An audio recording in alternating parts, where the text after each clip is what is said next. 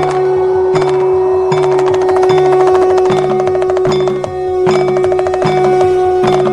माता दी दोस्तों, आपके अपने चैनल स्पिरिचुअल रहस्य में आपका स्वागत है। और आज मैं आपके लिए चंद्रमा देव की साधना लेकर आया हूँ। और इस वीडियो में हम जानेंगे कि यदि आपका चंद्रमा कुंडली में ख़राब है, यदि चंद्रमा की स्थिति आपकी कुंडली में ठीक नहीं है, तो आपके ऊपर क्या क्या उसका प्रभाव पड़ता है, आपके जीवन में उसका क्या क्या प्रभाव पड़ता है, और इसके क्या उपाय हैं, और किस प्रकार आपको चंद्रमा साधना आपको करनी चाहिए। और यह है जो मैं आपको साधना देने वाला हूँ, ये चंद्रमा देव की 1 दिवसीय साधना है। और जो भी इस वीडियो को देखे वो पूरा देखे, जिससे आपको पूरी तरीके से बातें समझ में आए। तो शुरू करते हैं।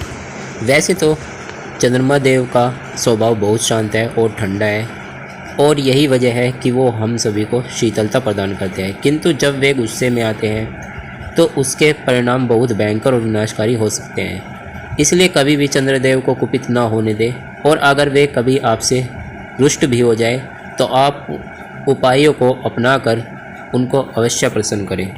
आज हम चंद्रमा देव से जुड़ी कुछ ऐसी बातों को जानेंगे और ऐसी परिस्थितियाँ जानेंगे। यदि आपका चंद्रमा खराब हो जाता है, यदि आपके कुंडली में चंद्रमा की स्थिति सही नहीं चलती है, तो आपके ऊपर क्या प्रभाव पड़ता है, आपके जीवन में क्या प्रभाव पड़ता है, और किस प्रकार आपको चंद्रमा देव की साधना करनी चाहिए जिससे आपके जीवन में सुख शांति आए। यह भी देखा जाता है यदि आपका चंद्रमा देव की स्थिति आपकी कुंडली में खराब हो जाती है तो मानसिक रोगों की समस्या उस व्यक्ति को होने लगती है। चंद्रमा देव का प्रभाव यदि सकारात्मक न होकर नकारात्मक पड़ता है तो जीवन अस्त व्यस्त हो जाता है। यदि आपकी कुंडली में चंद्रमा की स्थिति सही नहीं है, यदि आपका चंद्रमा खराब है या चंद्रमा की महादशा चल रही है, तो आपको यह संकेत आपके जीवन में प्राप्त होता है। आप इन संकेतों के माध्यम से जान सकते हैं, इन स्थितियों के माध्यम से जान सकते हैं कि आपके चंद्रमा की स्थिति अच्छी है या नहीं।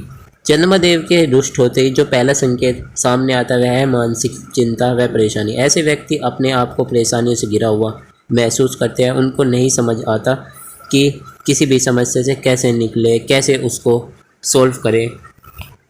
यदि चंद्रमा आपका अच्छी स्थिति में नहीं है, यदि व्यक्ति पर उसकी महादशा चल रही है, ऐसे व्यक्ति के माता और पुत्र का संबंध अच्छा नहीं रहता, उनके बीच में तनाव होने लगता है, या जैसे उनका संबंध या उनके आपस में प्रेम था माता पुत्र का वैसा नहीं रहता है। तो मैं तो वैसे भी आपको यही सजेस्ट करूँगा, यदि आपकी माता के साथ आपके व्यवहार या आपकी कुछ भी किसी भी प्रकार से आपका उनसे मतभेद है तो उसे सुधार ले, माता को प्रसन्न रखने का प्रयास करें, उनको सदैव खुश रखें।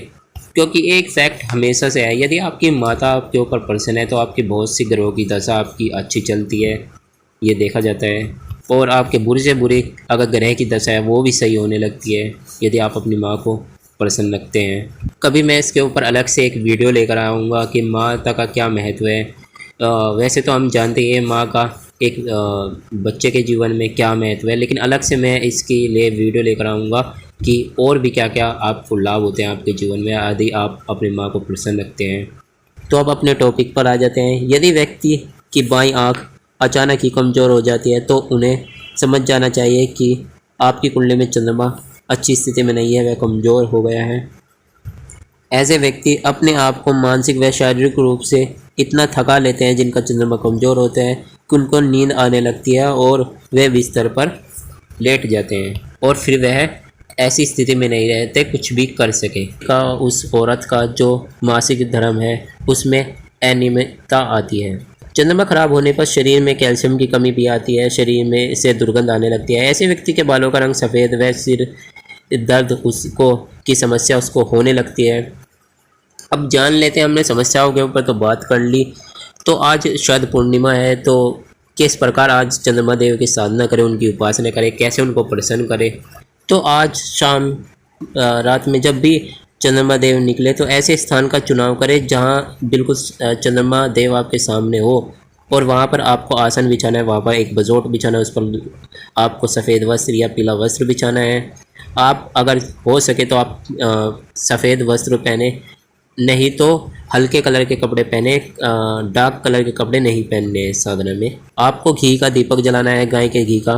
5 दूध की बनी मिठाइयाँ लीजिए, और एक खीर जरूर बनाइए उस दिन दूध की। जो गाय का दूध हो उसके दूध की खीर अवश्य बनानी है। अगर गाय का दूध ना मिले तो खीर अवश्य बनाएं। जो मैं आपको मंत्र देने वाला हूँ, इस मंत्र की आपको 51 या 108 माला करनी है स्फटिक या रुद्राक्ष माला पे। मंत्र सुन लीजिए। ओम श्राम श्रीम श्रोम सह चंद्राय नमः। यह मंत्र है चंद्रमा देव का। आपको इनके साथ साथ गणेश, भैरव और गुरु के मंत्रों का भी जाप अवश्य करना चाहिए। साथ में एक माला पंचाक्षर मंत्र की जरूर करनी है। इन सभी के मंत्रों की एक एक माला करनी है, लेकिन जो चंद्रमा देव का मंत्र है इसकी 51 या 108 माला केवल आज पूर्णिमा में करनी है, या आप किसी भी पूर्णिमा में इस उपाय को कीजिए, या हो सके तो आप हमेशा हर पूर्णिमा पर इस उपाय को कीजिए, आपको बहुत इसका लाभ होगा। जब आपका यह जाप पूर्ण हो जाए उसके बाद आपको हवन करना है। घी से 1008 आहुतियाँ आपको हवन की करनी है। इस प्रकार आपकी एक दिवस से साधना पूरी हो जाती है।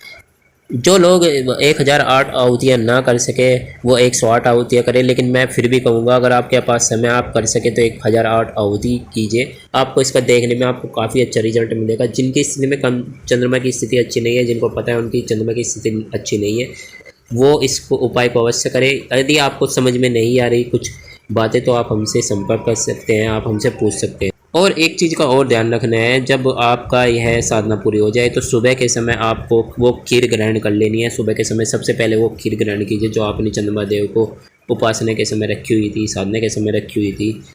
और उसके बाद आपको जो 5 वे मिठाइयाँ थी उसको गाय को दे देनी है। जिस दिन आपको यह साधना करनी है, मतलब आज या किसी भी आप पूर्णिमा में आप इस साधना को करेंगे तो आपको हल्का भोजन करना चाहिए उस दिन। प्याज लहसुन का बिल्कुल भी सेवन ना करें, और आपकी जब साधना पूरी हो जाए उसके बाद खाना नहीं खाना है आपको। हो सके तो आप दूध पी सकते हैं या फलाहार ले सकते हैं, बस इतना आपको करना है। जब अगर आपका इस साधना से रिलेटेड आपका कोई क्वेश्चन है तो आप हमें कमेंट कीजिए, आप अपने सवाल पूछ सकते हैं। और चैनल